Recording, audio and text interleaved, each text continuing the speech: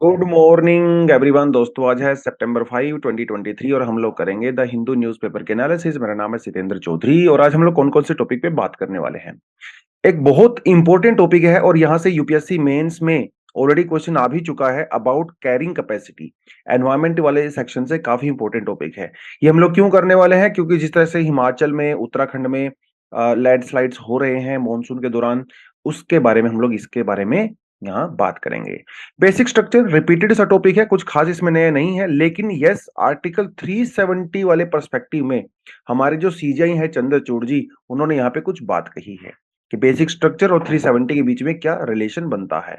उसके अलावा एक छोटा सा आर्टिकल है टाइप्स ऑफ जॉब्स के बारे में, प्रीलिम्स के लिए इंपॉर्टेंट है ये, इसको मेंस में कुछ खास लेना देना नहीं है।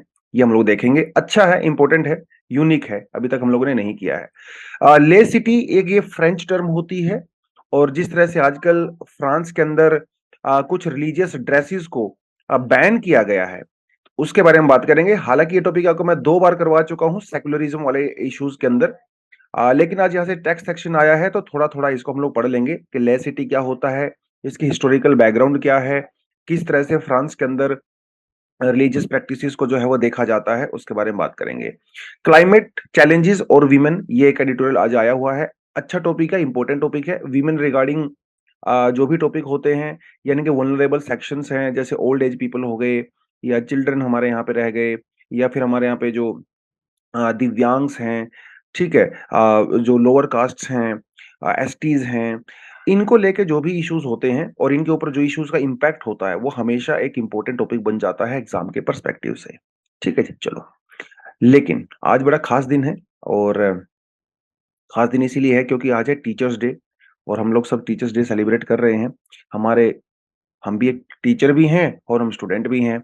आप भी स्टूडेंट हो, किसी के लिए आप टीचर भी हो सकते हो, अपने छोटे भाई बहन के लिए, किसी के लिए।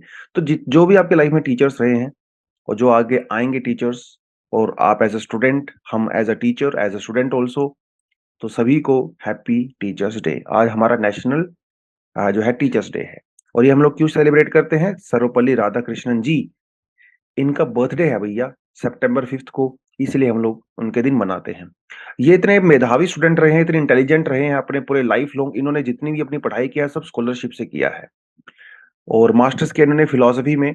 एक बुक इन्होंने लिखी 1917 में, फिलोसफी ऑफ रविंद्रनाथ टैगोर। आजकल यूपीएससी में बुक्स वगैरह पूछते नहीं है, लेकिन कुछ साल पहले ट्रेंड हुआ करता था।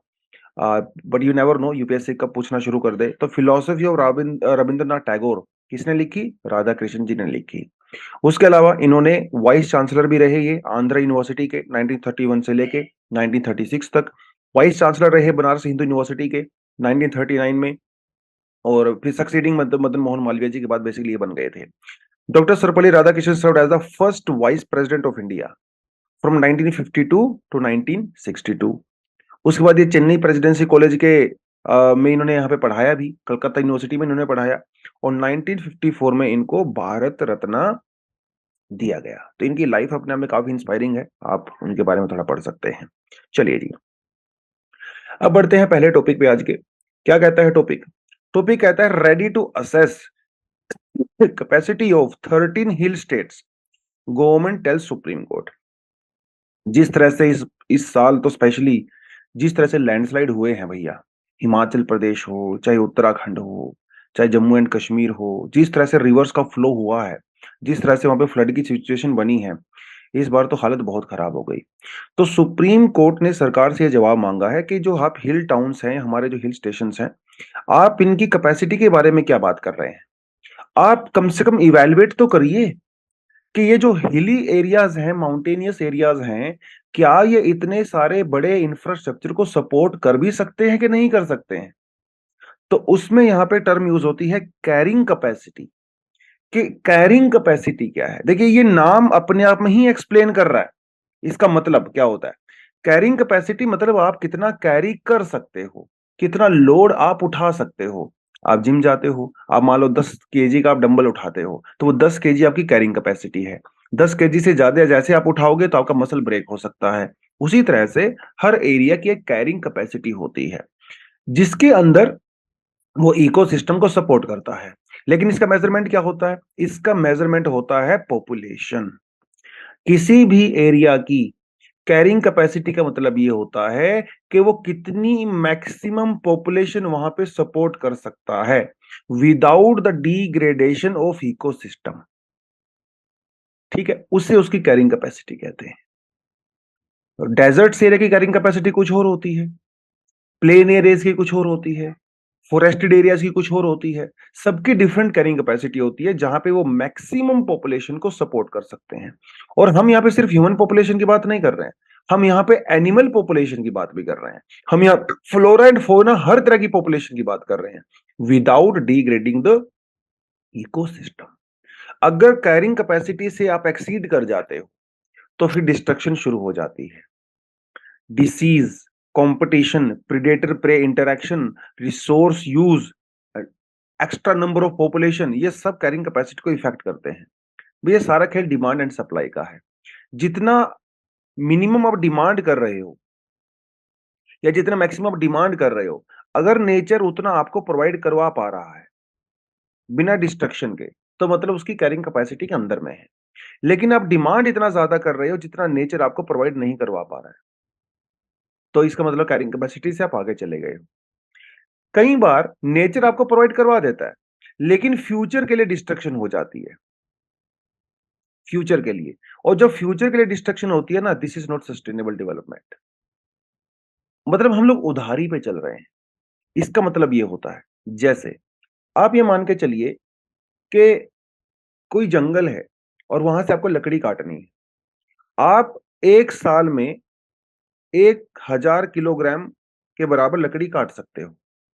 जंगल से लकड़ी काटी आपने, जंगल ने आपको 1000 किलोग्राम आराम से लकड़ी प्रोवाइड करवा दी। अगले साल तक यही 1000 किलोग्राम जंगल दोबारा से रीग्रो करेगा, आप उसको काटोगे। अगले साल फिर आप 1000 किलोग्राम। तो क्योंकि आपकी कैपेसिटी, आपकी जो डिमांड है वो जंगल की कैपेसिटी के बराबर है, तो डिस्ट्रक्शन नहीं होता है, वो सस्टेनेबल डेवलपमेंट चल रही है। लेकिन क्या होगा फिर? पॉपुलेशन बढ़ने लगेगी। अब डिमांड 1000 केजी की बजाय कितनी हो गई? 1500 किलोग्राम सपोज। अब जंगल तो वही है, जंगल आपने बढ़ाया नहीं, इवन जंगल कुछ ना कुछ कम ही हो रहा होगा, बिकॉज एग्रीकल्चर वगैरह की वजह से हम लोग जंगली कटाई करते रहते हैं। अब आपने इसी जंगल से 1500 केजी कट कर दिया। जंगल की कैपेसिटी कितनी है? 1000 किलोग्राम। आपने कट कितना कर दिया? 1500 किलोग्राम। तो ये जो 500 किलोग्राम आपने एक्स्ट्रा लिया है, ये कहां से लिया है? ये उस जंगल के फ्यूचर से लिया है। मतलब जो आगे कर सकता था 500 केजी, आपने उसको आज ही ले लिया। इसका मतलब फ्यूचर में वो 500 केजी प्रोड्यूस नहीं कर पाएगा। तो ये आपने उससे उधार ले लिया है पहले से ही, जितनी उसकी कैपेसिटी भी नहीं है।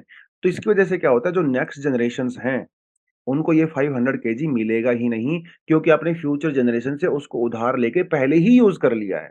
ये 500 केजी जंगल ने फ्यूचर की डिमांड के लिए बचा रखा था। तो this is not a sustainable development, क्योंकि ये जंगल की कैरिंग कैपेसिटी से आप आगे चले गए हो। This is the concept of carrying capacity. Carrying capacity also means that all plants and the animals which are in that particular area, ठीक है, वो अर्थ सपोर्ट कर सकती है एक टाइम पे। Change in the carrying capacity for one स्पीसी affect the other population in the, भाई देखिए सीधी सी बात है, इकोसिस्टम का मतलब क्या होता है, इकोलॉजी का मतलब क्या होता है? इकोसिस्टम का मतलब यही होता है कि जो भी लिविंग बींग्स हैं वहां पे, वो डिपेंड करते हैं on other living beings and non living beings, right? ये सब आपस में डिपेंड करते हैं एक दूसरे के ऊपर। मतलब बायोटिक फैक्टर की मैं बात कर रहा हूं यहाँ पे, और एबायोटिक फैक्टर की बात कर रहा हूँ। ये सब आपस में इंटर रिलेटेड है। एबायोटिक फैक्टर मतलब जैसे एयर, टेम्परेचर एटसेट्रा, ठीक, आप ये वाटर वगैरह वो सब कह सकते हो। बायोटिक फैक्टर मतलब प्लांट्स, एनिमल्स, वो सब, ये सब आपस में एक दूसरे के ऊपर डिपेंड करते हैं। तो ये पूरा सिस्टम आपस में इंटरकनेक्टेड है। तो ऑब्वियस सी बात है, अगर आप किसी एक स्पीसीज को वहां से हटा दोगे, उसको एक्सटिंक्ट कर दोगे, उसकी पॉपुलेशन को कम कर दोगे, तो दूसरे के ऊपर भी इंपैक्ट पड़ने वाला है, ऑब्वियस सी बात है। अगर आप पेड़ ही काट दोगे या ग्रास लैंड कम कर दोगे, तो जो डियर है ग्रास को कंज्यूम करता है, तो उनकी पॉपुलेशन तो अपने आप ही डाउन चली जाएगी। डियर की पॉपुलेशन डाउन चली जाएगी तो भैया लायन क्या कंज्यूम करेगा? पैंथर क्या कंज्यूम करेगा? लेपर्ड क्या कंज्यूम करेगा? तो पूरी आपकी जो फूड चेन है वो डिस्टर्ब हो जाती है, पूरी पूरी food web, food chain disturb हो जाती है। तो इसलिए ये जरूरी है। देखिए यहाँ से एग्जाम में क्वेश्चन पूछा गया 2016 में। चलिए जी, CJI asks petitioners if Article 370 is above the basic structure and amending power of the parliament. तो हमें पता है कि भाई 370 वाले आर्टिकल के बारे में सुप्रीम कोर्ट के अंदर डेली हियरिंग आजकल हो रही है। उस डेली हियरिंग को सुनने में बड़ा मजा आता है। आप यूट्यूब वगैरह पे उसके लाइव भी जो है टेलीकास्ट देख सकते हो, जिसमें कपिल सिब्बल जी बहुत बड़े लॉयर हैं, इनके बीच में और जो सीजीआई चंद्रचूड़ जी हैं, जो उस बेंच को हेड कर रहे हैं, इनके बीच में बड़ी अच्छी जो है, जो कानूनी जो बहस होती है, बड़ा मजा आता है उसको देखने में। तो कपिल सिब्बल जी कह रहे हैं भैया जो 370 हटाया गया है, ये इल्लीगल तरीके से हटाया गया है। 370 को आप नहीं हटा सकते क्योंकि 370 जम्मू कश्मीर को एक स्पेशल प्रिविलेज प्रोवाइड करवाता है। 370 को हटाने के लिए आपको कॉन्स्टिट्यूशनल असेंबली की परमिशन चाहिए थी, जो कि वहां पे एग्जिस्ट नहीं करती है। ठीक है।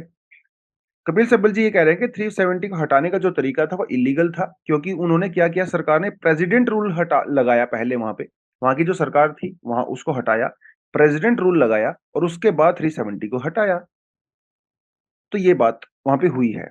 अब उसके जवाब में चंद्रचूड़ जी ने ये कहा है कि भैया पहले तो आप ये बताइए कि जो 370 है, क्या वो इंडिया के बेसिक स्ट्रक्चर से बाहर है? बेसिक स्ट्रक्चर क्या कहता है? बेसिक स्ट्रक्चर बात करता है, इंटीग्रेशन की बात करता है। बेसिक स्ट्रक्चर ये कहता है that all states of India are integral part of it, even J and K is integral part of India. ये हमारा बेसिक स्ट्रक्चर आप मान सकते हो। तो क्या आर्टिकल 370 बेसिक स्ट्रक्चर से बाहर है? दूसरी बात, amending power of the parliament. Amend का मतलब होता है चेंज करना। पार्लियामेंट एक सुप्रीम बॉडी होती है जो हमारे कॉन्स्टिट्यूशन को चेंज कर सकती है, except basic structure. Basic structure को छेड़खानी किए बिना पार्लियामेंट कुछ भी चेंज कर सकती है।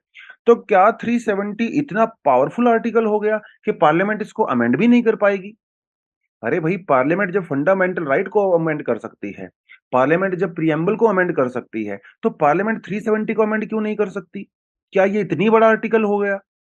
ये सवाल पूछे गए चंद्रचूड़ जी के द्वारा कपिल सिब्बल जी को। तो क्या भैया पार्लियामेंट की पावर से ऊपर चला गया 370? नहीं ना। और ये हमारे बेसिक स्ट्रक्चर का पार्ट है। इसका मतलब Jammu and Kashmir is an integral part of India. It was always an integral part of India.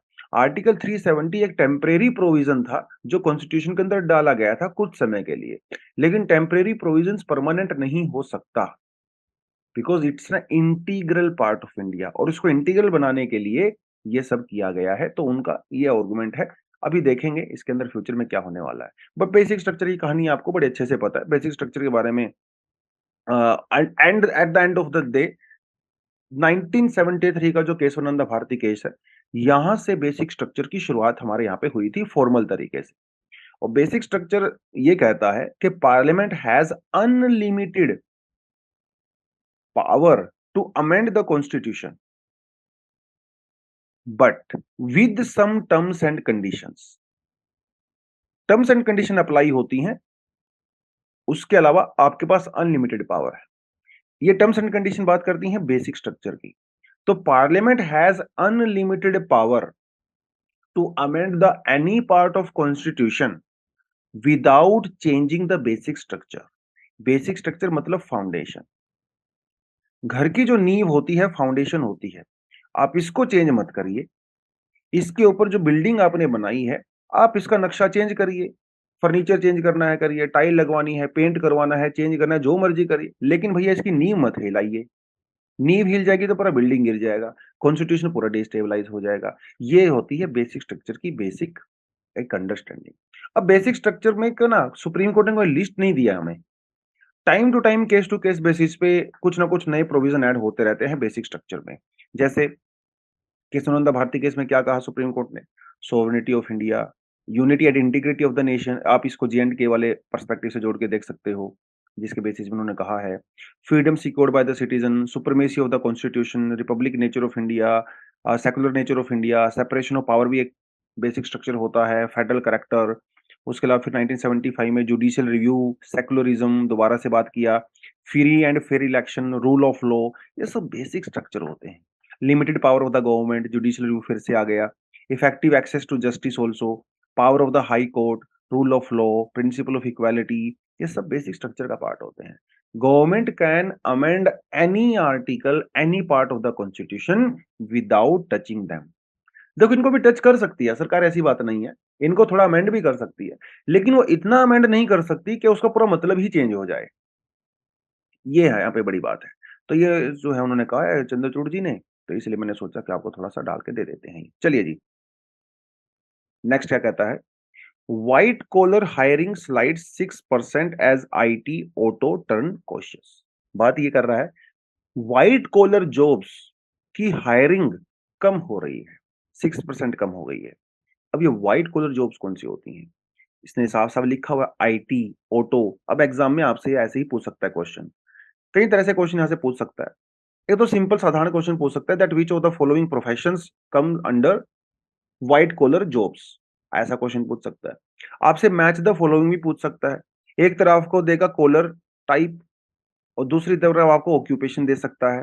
फिर आपको पूछेगा यहाँ पे जैसे व्हाइट, रेड, ग्रे, ग्रीन, फिर यहाँ पे पूछेगा आपको जॉब्स, तो आपको मैच द फॉलोइंग करना रहता है। तो क्वेश्चन पूछने के कई सारे तरीके हो सकते हैं। वो 1 पेयर, 2 पेयर, 3 पेयर वैसे भी क्वेश्चन आजकल आ रहे हैं एग्जाम में, वो भी आपसे पूछ सकता है। तो व्हाइट कॉलर जॉब्स के अंदर हायरिंग कम हो रही है। बस इतना आर्टिकल था ये। अब क्या होता है white collar jobs, blue collar jobs क्या होता है? ब्लू कॉलर जॉब बेसिकली ज्यादातर मैनुअल लेबर के लिए यूज किया जाता है। ब्लू कॉलर आपने कई बार फिल्मों वगैरह में, पुरानी फिल्मों में देखा होगा, अमिताभ बच्चन की जो फैक्ट्री में काम करते हैं, जो लोग फैक्ट्री में काम करते हैं, उनकी जो ड्रेस होती है वो ब्लू कलर की होती है ना? अनिल कपूर की भी ये कई मूवीज में आते हैं वो, अमिताभ बच्चन फैक्ट्री वैक्ट्री में काम करते हैं उसमें। तो ब्लू कॉलर वर्कर्स रहते हैं, मैकेनिक्स, जैसे शिपिंग इंडस्ट्री में, ट्रकिंग में, plumbing, manufacturing, construction, blue collar worker इनको कहा जाता है। व्हाइट कॉलर एक रिफाइंड सर्विस सेक्टर बेसिकली जो जॉब्स होते हैं, व्हाइट कॉलर जॉब्स होती हैं। अकाउंटिंग, एडमिनिस्ट्रेशन, बैंकिंग, इंश्योरेंस वगैरह। White collar jobs highly paid jobs होती हैं। आप एकदम टाई वाई लगा के, सफेद कुर्ता पहन के, कॉलर एकदम चढ़ा के, पैंट जून एकदम फॉर्मल शूज पहन के आप ऑफिस में जाते हो, एसी कैबिन में बैठते हो, आईएएस आईपीएस ऑफिसर बनते हो, वो सब व्हाइट कॉलर जॉब के अंदर आता है। ग्रीन कॉलर जॉब बेसिकली जो organic farming, eco technology, conservation, nature से जुड़ी हुई होती हैं। न्यू कॉलर जॉब्स वैसी जॉब्स होती हैं जो कि ज़्यादा स्किल के ऊपर फोकस करती हैं रादर देन फॉर्मल एजुकेशन। आप कॉलेज गए हो, नहीं गए हो, डज़न्ट मैटर, स्कूल में गए हैं, नहीं गए हैं, डज़न्ट मैटर, लेकिन आपको काम आता है। Field engineering, web development, manufacturing, ये सब न्यू कॉलर जॉब्स के अंदर आती हैं। ये एक नया टर्म है, यूएसए वगैरह से लिया गया है, जहाँ पे लोग यूजुअली आजकल कॉलेज वगैरह में जाना पसंद नहीं करते हैं, क्योंकि यूएसए में कॉलेज फीस वगैरह बहुत ज़्यादा होती हैं और उसके लिए बच्चों को फिर लोन लेना पड़ता है। तो आजकल वो लोग क्या कर रहे हैं ना, कॉलेज वॉलेज जाते नहीं हैं, बहुत सारे वहाँ पे लोग। तो वो यूट्यूब से, इंटरनेट से कोई ना कोई कोर्स ले लेते हैं और कोई ना कोई एक अच्छा स्किल सीख लेते हैं। 6 महीने में, 8 महीने में सीख लेते हैं। तो भैया 4 साल कॉलेज में पढ़ने का कोई फ़ायदा नहीं है, जो काम आप 1 साल सीख के कर सकते हो। अल्टीमेटली आपको काम आना चाहिए rather than the college degree. तो ये न्यू कॉलर जॉब्स उसके बारे में बात करता है। गोल्ड कॉलर जो जॉब्स होती हैं बेसिकली वो व्हाइट कॉलर जॉब्स का ही पार्ट होती हैं। ये भी सर्विस सेक्टर का पार्ट होता है।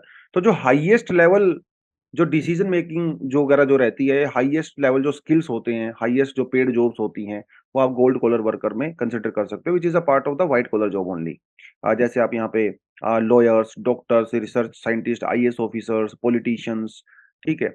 जो डिसीजन मेकिंग में आते हैं, मैनेजर्स, वो सब गोल्ड कॉलर जॉब्स के अंदर आती हैं। तो बेसिकली आप जो यूपीएससी की प्रिपरेशन कर रहे हो, आप व्हाइट कॉलर जॉब का पार्ट भी बनोगे और आप गोल्ड कॉलर जॉब का पार्ट भी बनोगे। व्हाइट कॉलर जॉब जैसे ऑफिस गोइंग होते हैं, गोल्ड कॉलर जॉब जो डिसीजन मेकर्स होते हैं, हाईली पेड, ठीक है? कंसल्टेंट्स जो होते हैं, gold collar jobs.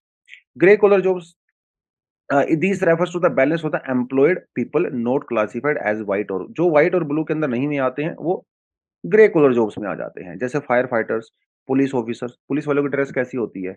Grey colour, खाकी कलर की होती है ना? हाँ। Health care professionals, security guards, वो सब ग्रे कलर वर्क में।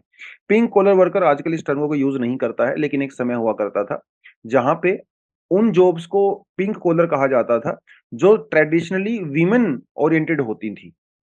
जैसे nurses, secretaries, elementary school teachers वगैरह, जहाँ पे ज़्यादा वीमेन रिप्रेजेंटेशन होता था। आजकल इसको हम टर्म का यूज़ नहीं करते हैं, बट येस, एक समय पे किया जाता था।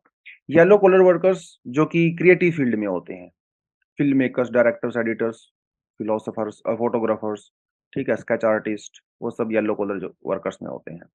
रेड कॉलर वर्कर्स जो नाम से ही समझ गए होंगे, हमारे जो फार्मर्स होते हैं, क्योंकि मिट्टी का जो रंग होता है, तो रेड कॉलर वर्कर्स जो हैं वहाँ पे जो है काम करते हैं, या फिर गवर्नमेंट वर्कर्स को भी कहा जाता है, स्पेशली चाइना वाले केसेस में, है ना? चाइना कम्युनिस्ट कंट्री है, तो वहाँ पे जो वर्कर्स होते हैं, रेड कॉलर वर्कर्स उनको कहा जाता है, because communist party of China का जो फ्लैग है, वो भी रेड कलर का ही है।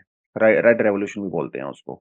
ओपन कॉलर वर्कर्स ये वो लोग होते हैं भई जो घर से काम करते हैं, ठीक है? इंटरनेट का यूज़ करके, जैसे मैं कर रहा हूँ यहाँ पे, तो मैं ओपन कॉलर वर्कर कह सकते हो आप मुझे। ब्लैक कॉलर वर्कर्स जो कि माइनिंग और ऑयल इंडस्ट्री में काम करते हैं, क्योंकि ब्लैक कलर होता है, कोल वगैरह, पेट्रोलियम, है ना? तो इसीलिए।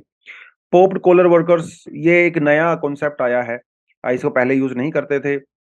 ये वो लोग होते हैं जो बहुत अमीर फैमिली से बिलॉन्ग करते हैं, लेकिन उनके जो बच्चे होते हैं, वो अभी भी 9 टू 5 जॉब करते हैं। मतलब उनका खुद का बिज़नेस भी होता है, लेकिन वो कैरेक्टर बिल्ड करने के लिए, सीखने के लिए 9 टू 5 जॉब्स करते हैं। ये एक नया कॉन्सेप्ट आया है। इसमें वो लोग भी होते हैं जो यूजुअली क्लब्स में काम करते हैं, स्टोक्स में काम करते हैं, फैंसी जॉब्स होती हैं। अब पता नहीं कौन-सी फैंसी जॉब्स होती हैं।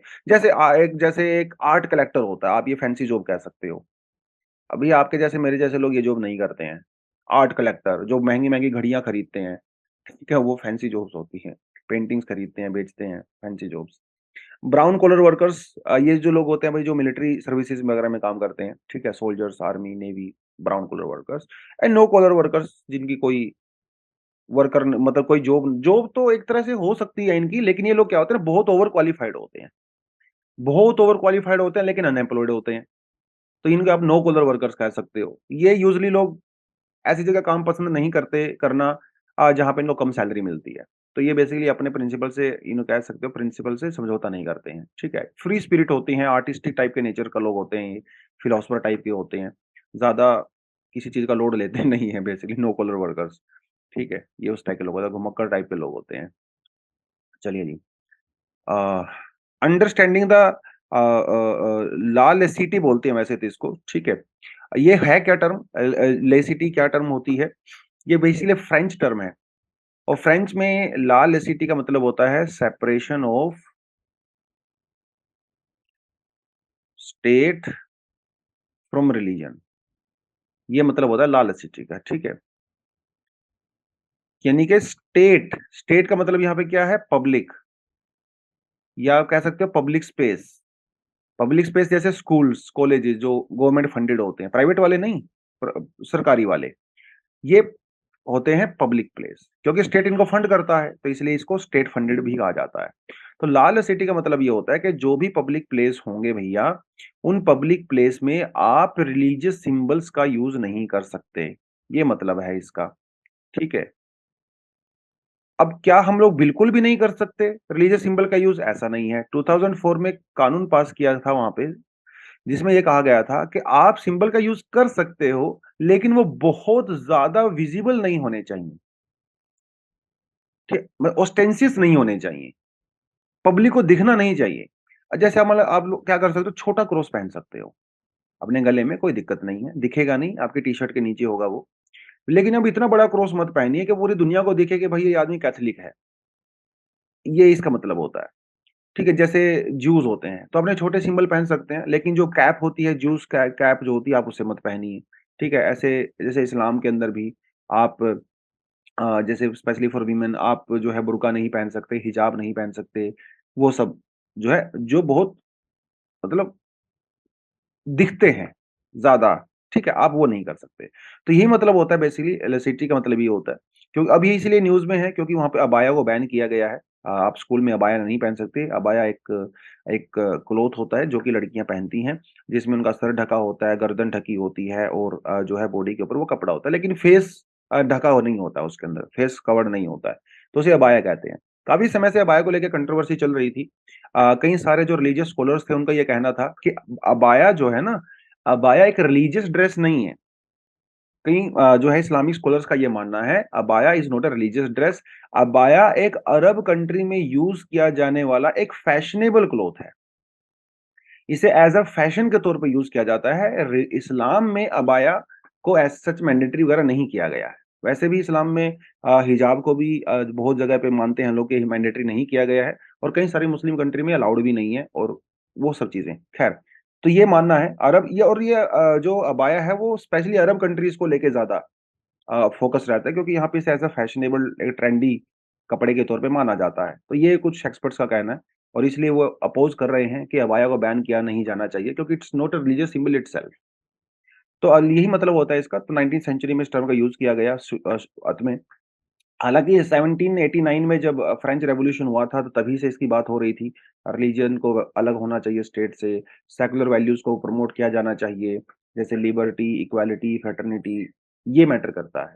तो सरकार का ये कहना है कि आप पब्लिक प्लेस में जाते हो, लोगों को ये नहीं पता चलना चाहिए आपकी ड्रेस देख के कि आप कौन से रिलीजन से बिलॉन्ग करते हो। When you walk in a classroom, you should not be able to identify the pupil's religion just by looking at them। हाँ, आप उनको पूछ लीजिए आप किस धर्म से बिलोंग करते हो, डज़न्ट मैटर। लेकिन आप उनको देख के मत बताइए। ऐसा नहीं लगना चाहिए देख के कि ये आदमी कौन से रिलीजन से बिलोंग करता है। Secularism means the freedom to emancipate itself through the school. ठीक है, आप स्कूल में रिलीजन प्रैक्टिस करने नहीं जा रहे हो, आप स्कूल में पढ़ने जा रहे हो। स्कूल का पर्पज़ ही ये होता है कि आप वहाँ पे पढ़िए, ज्ञान लीजिए, चीज़ों को क्वेश्चन करिए, क्रिटिकल थिंकिंग डेवलप कीजिए, उसके बाद आपको जो एक्सेप्ट करना है, उसको एक्सेप्ट करिए। स्पेशली स्कूल्स के अंदर इस पे ज़्यादा फोकस किया जाता है। कॉलेज में इस चीज़ के ऊपर फोकस नहीं किया जाता, क्योंकि कॉलेज में बच्चे जो है एडल्ट हो जाते हैं, वो अपने डिसीज़न खुद ले सकते हैं। और वैसे भी फ्रांस के जो पब्लिक स्कूल हैं, सरकारी स्कूल होते हैं, वहाँ पे ड्रेस वगैरह नहीं होती है, वहाँ पे कोई यूनिफ़ॉर्म नहीं होती है, आप कोई भी कपड़ा पहन के आ सकते हो। बट वो रिलीजियस कपड़ा नहीं होना चाहिए, मतलब ज़्यादा नहीं शो करने किया जाना चाहिए। फिर 1905 में वहाँ पे पर्टिकुलर तरह से कानून जो है बनाया गया, जिसमें उन्होंने वही कहा कि भई separation of religion and the state. Change in the demographic, शुरुआत में कोई दिक्कत नहीं हुई। शुरुआत में 19th सेंचुरी में, 20th सेंचुरी में ये ठीक-ठाक चल रहा था। लेकिन यू नो लेटर ऑन क्या हुआ 1940s में, 50s में, 60s में बहुत सारी जो अफ्रीकन कॉलोनीज़ थी, क्योंकि शुरुआत में तो फ्रांस के अंदर ज़्यादातर क्रिश्चियन लोग हुआ करते थे, ठीक है? तो ज़्यादा दिक्कत आई नहीं। लेकिन 1950s और 60s में जब अफ्रीकन कॉलोनीज़ जैसे ट्यूनीशिया, मोरक्को, माली, अल्जीरिया वगैरह ये सब, ये जब आज़ाद होना शुरू हुई, क्योंकि ये फ्रेंच कॉलोनी हुआ करती थी, तो इन देशों से बहुत सारे जो मुस्लिम इमिग्रेंट्स थे, वो फ्रांस में एंट्री कर गए और फिर प्रॉब्लम शुरू हो गई। धीरे-धीरे फ्रांस के अंदर जो मुस्लिम जो माइनॉरिटीज़ हैं, उनकी पॉपुलेशन बढ़ने लगी और फिर वो इश्यू ज़्यादा बन गए कि अबाया को बैन कर दिया गया, हिजाब को बैन कर दिया गया, बुर्के को बैन कर दिया गया, इस तरह की चीज़ें होने लगी। जो स्टासी कमीशन बिठाया गया फिर 2004 में, इन्होंने कहा कि आप रिलीजियस सिंबल का यूज़ कर सकते हो, कोई दिक्कत नहीं है, लेकिन ऑस्टेंशियस नहीं होने चाहिए, बहुत ज़्यादा दिखने नहीं चाहिए, ठीक है? जैसे मुस्लिम हेड स्कार्फ हो गया, आप वो ना मत पहन सकते। जो ज्यूइश लोगों की जो किप्पा होती है कैप होती है, आप वो मत पहनिए। जो कैथोलिक ड्रेस होती हैं, आप वो मत पहनिए। कैथोलिक ड्रेस कैसी होती है, जो पूरी व्हाइट कलर का जो गाउन सा होता है और हेड भी कवर्ड होता है उसमें।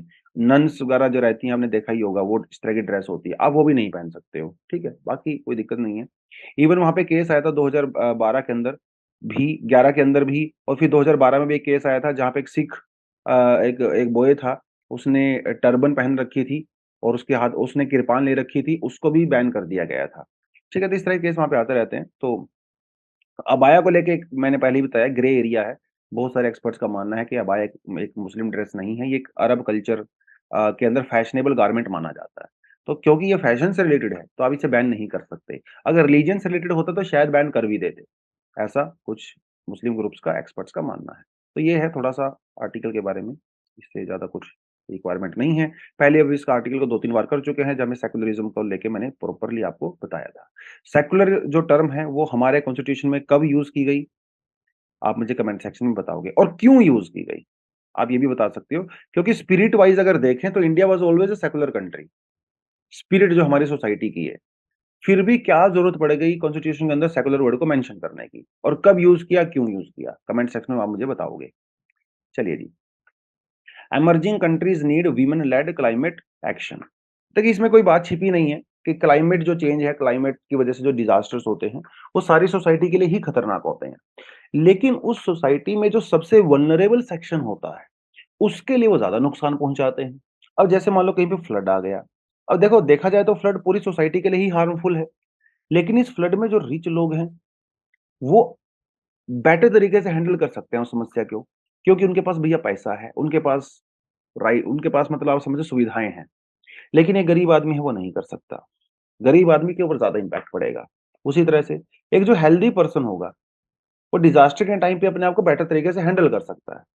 एक अनहेल्दी जो पर्सन होगा, वो नहीं कर पाएगा। या अगर आप फिज़िकली जो है आप एबल्ड नहीं हो, आप अपने आप को हैंडल नहीं कर पाओगे, ऑब्वियस सी बात है। अगर आप ओल्ड एज हो, तो भी आप हैंडल नहीं कर पाओगे उस तरीके से, राइट? और women, if you are a woman from the poor section, if you are a woman from SC ST, if you are a woman who is physically not able, if you are a woman who is also old, तो women जब जुड़ जाता है आपके साथ, you become more vulnerable. तो climate change की वजह से जो डिजास्टर्स होते हैं, उसका जो नेगेटिव इफेक्ट होता है, definitely that is more on the women side, इसमें कोई डाउट नहीं है। और बहुत सारे सर्वे भी इस चीज को शो करते हैं, और कुछ डेटा आपके पास डेफिनेटली होना चाहिए एग्जाम के लिए। तो जो आईएलओ है, इंटरनेशनल लेबर ऑर्गेनाइजेशन, इसने 2019 में ये कहा था कि भैया 2030 तक 2.2% of the total working hours worldwide will be lost to high temperatures, a productivity loss equivalent to 80 million full-time jobs। 8 crore लोगों की जॉब लॉस होगी, उसके बराबर आपका टाइम वेस्ट होगा। क्यों? Because of the high temperature. भाई सीधी सी बात है, अगर टेम्परेचर अच्छा है, कम टेम्परेचर है, तो आप वहां पे 15 घंटे, 16 घंटे, 20 घंटे भी काम कर सकते हो, लोग करते भी हैं। लेकिन हाई टेम्परेचर वाले एरिया में आप ज्यादा काम नहीं कर सकते। 3-4 घंटे, 5 घंटे में आप थक जाते हो, पसीना आता है, हालत खराब हो जाती है। इसलिए जो इक्वेटोरियल वाले रीजन्स होते हैं, और जब या ट्रॉपिकल जो रीजन्स होते हैं, जहाँ पे टेम्परेचर हाई होता है, वहां पे लोगों की प्रोडक्टिविटी कम होती है, क्योंकि आप कम आवर तक ही काम कर सकते हो, थक जाओगे आप लोग। तो ये उन्होंने कहा है। और ग्लोबल वार्मिंग की वजह से टेम्परेचर बढ़ रहा है, तो ऑफ कोर्स वर्किंग आवर्स कम होंगे। यूनाइटेड नेशन में 2009 में कहा था कि भाई जो वीमेन है, women are considered as the highly vulnerable and the disproportionately affected as compare to men. तो ये तो ऑब्वियसली हमें पता ही है। तो जेंडर इक्वालिटी हमें चाहिए। जेंडर इक्वालिटी तभी मिलेगी जब हम लोग एनवायरनमेंट के साथ अपने आप को बैलेंस करके चलेंगे, और जब हम लोग अपनी सस्टेनेबल डेवलपमेंट गोल को अचीव करेंगे। सस्टेनेबल डेवलपमेंट गोल्स का मतलब ये होता है कि आप डेवलपमेंट करिए, लेकिन वो डेवलपमेंट नेचर के साथ बैलेंस होनी चाहिए, ताकि वो डेवलपमेंट जनरेशन टू जनरेशन हो सके। भैया एक ही जनरेशन को थोड़ी ना सारा कुछ यूज करना है, अगली जनरेशन को भी तो करना है ना, अपने बच्चों के लिए भी तो छोड़ के जाना चाहिए। That is sustainable development. तो विमेन के द्वारा बहुत सारे इश्यूज फेस किए जाते हैं, इसमें तो कोई डाउट ही नहीं है, राइट? हाउस होल्ड, स्पेशली जो लो इनकम हाउस होल्ड होते हैं, वहां पे विमेन के पास ज्यादा रिस्पॉन्सिबिलिटी होती है। किस तरह की रिस्पॉन्सिबिलिटी? जैसे पानी भरना, ठीक है? पानी भरने के लिए कई जगह ऐसी हैं, जैसे राजस्थान या आप तेलंगाना वगैरह में चले जाएं, पूरा दिन के 7-8 घंटे वीमेन का सिर्फ पानी भरने में ही चले जाते हैं। 3 किलोमीटर, 4 किलोमीटर से आप पानी लेके आते हो, और दिन में 2-3 बार लेके आते हो, सुबह जाते हो, शाम को जाते हो। कुकिंग फ्यूल, लकड़ी वगैरह इकट्ठा करना, वो सारी चीजें। न्यूट्रिशियस फूड तो मिलता ही नहीं है, क्योंकि फूड, वाटर, ये सब जो अनपेड वर्क होता है, जो केयर वर्क होता है, वो भी सारा वीमेन को करना रहता है। तो डेफिनेटली वीमेन के ऊपर ज्यादा बर्डन होता है। इसीलिए उनकी हेल्थ जो रिस्क है वो भी ज्यादा होता है, क्योंकि उन्हें लंबे डिस्टेंस तक ट्रैवल करना पड़ता है पानी वानी के लिए, लकड़ी के लिए, है ना? जंगल वंगल में जाकर लकड़ी कलेक्ट करना, वो सारी चीजें। आईएलओ को यह कहना है कि over 60% of the working women in Asia, south Asia, वो एग्रीकल्चर में इन्वॉल्व हैं। लेकिन देखो, सोचने की बात है, 60% वीमेन एग्रीकल्चर में इन्वॉल्व है, जबकि सिर्फ 10% वीमेन के पास लैंड ओनिंग राइट्स हैं। कितना ज्यादा डिफरेंस है! मतलब वीमेन मर्द के पास है, लेकिन उसके ऊपर खेती कौन कर रही है? वीमेन कर रही है। आईएलओ का डेटा कहता है। और भी बहुत सारे इशू फेस किए जाते हैं वीमेन के द्वारा। क्लाइमेट चेंज के रिगार्डिंग अगर बात करें, natural disasters, food inflation, right, सब चीजें वहां पे आती हैं। और समाज में जब इस तरह की चीजें होती हैं, कोई डिजास्टर आता है, तो वीमेन सबसे वल्नरेबल सेक्शंस के तौर पे देखी जाती हैं। जैसे 2015 में नेपाल में अर्थक्वेक आया, तो उससे देखा गया, अर्थ उसके बाद human trafficking, exploitation, sex trafficking, उसके केस बढ़ गए। तो वीमेन हमेशा उस वहां पे भी डिसएडवांटेजेस पोजीशन में है। जब इस तरह के नेचुरल डिजास्टर आते हैं, तो आपका तो पूरा सोशल नेटवर्क खत्म हो जाता है, क्योंकि आप डिस्प्लेस हो जाते हो अपने गांव से, आपकी सोसाइटी से, मोहल्ले से, आपके जो दोस्त मित्र यार थे, आप सबसे सेपरेट हो जाते हो। जेंडर बेस्ड वायलेंस आप म्यांमार के अंदर देख सकते हो, सबसे ज्यादा हो रहा है। आप मणिपुर के अंदर देख सकते हो gender based violence, right? Unemployment आप अनएम्प्लॉयमेंट बढ़ जाती है, एजुकेशन आपको नहीं मिल पाती। वो सारी चीजें मिल के एक ऐसा सिस्टम बना देती हैं, जिसमें वीमेन बहुत डिसएडवांटेजेस पोजीशन में पहुंच जाती है। तो ये तो इशू फेस किए जाते हैं। सॉल्यूशन क्या नजर आ रहा है? सॉल्यूशन भैया एक ही है, एजुकेशन में इन्वेस्ट करिए, ट्रेनिंग वगैरह दीजिए, एम्प्लॉयमेंट अपॉर्चुनिटी बढ़ाइए, सीधी-सी बात है। यही कुल मिला के सारे पॉइंट के अंदर बताया गया है। जो गवर्नमेंट पॉलिसीज़ हैं वो वीमेन ओरिएंटेड होनी चाहिए। वीमेन को डिसीज़न मेकिंग के अंदर इन्वॉल्व होना चाहिए। जब गवर्नमेंट पॉलिसीज़ बना रही है, चाहे वो मैक्रो लेवल पे हो, चाहे माइक्रो लेवल पे हो। वीमेन जो बॉडीज़ हैं, वीमेन इंस्टीट्यूशंस हैं, उनको वहाँ से भी रिप्रेजेंटेटिव होने चाहिए, जो उनके स्पेसिफिक प्रॉब्लम्स को वहाँ पे हाइलाइट कर सकें। तो ये चीज़ें जो हैं यहाँ पे इन्होंने बताई। बस बाकी आज मेरे ख्याल से इतना ही था। तो कुछ एडिशनल आर्टिकल हैं, पढ़ सकते हो। ये आर्टिकल मुझे आज करवाना था, लेकिन ये मैं कल करवाऊँगा आपको। मैंने बल्कि स्पेशलिस्ट को निकाला भी था, आपके लिए हाइलाइट करके, आपको करवाऊँगा साइंस एंड टेक वाले पोर्शन से, लेकिन ये कल कराऊँगा आपको मैं, ठीक है? थोड़ा-सा वेट कर लें आप इसका। अच्छा आर्टिकल है, मत पढ़ने की कोशिश मत करना, मैं कल करवा दूँगा, टेंशन मत लो। तो आज के लिए इतना ही था। Thank you very much, all the best, जय हिंद and happy teachers day again to all.